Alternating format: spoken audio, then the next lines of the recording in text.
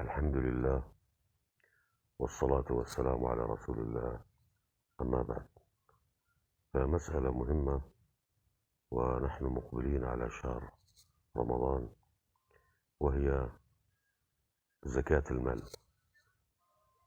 زكاة المال أيها الأحبة تخرج مالا، ولا تخرج طعاما أو طرودا أو ما شابه.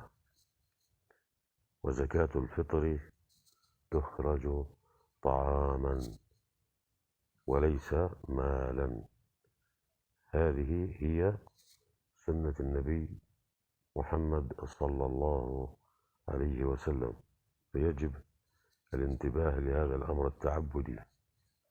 والأمور التعبدية أمور وقفية، يعني لا نخرج زكاة المال طعام، ولا نخرج زكاة الفطر مال.